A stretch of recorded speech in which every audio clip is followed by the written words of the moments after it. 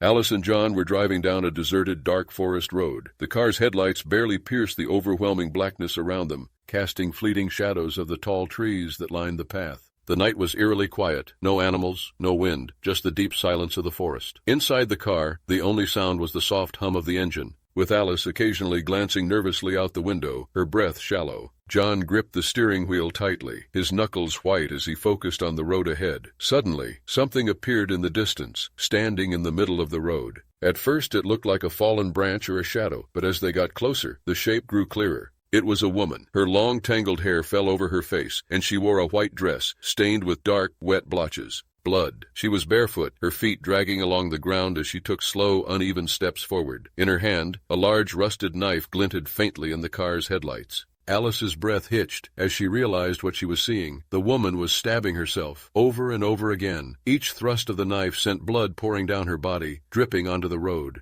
But her face remained eerily calm, completely blank, as if she felt nothing. John slammed on the brakes, the car screeching to a stop. The woman didn't flinch. She continued to stab herself, slowly, rhythmically. Blood pooled at her feet. What is she doing?" Alice whispered, her voice trembling. John, heart racing, barely managed to speak. "We need to go, now." Just as he shifted the car into reverse, the woman suddenly lifted her head. Her face, illuminated by the headlights, was a ghastly pale, her eyes two deep black voids. Without warning, she let out a shriek, inhuman and filled with rage. Alice covered her ears, the sound piercing into her skull. Then, the woman started running toward them. To be continued.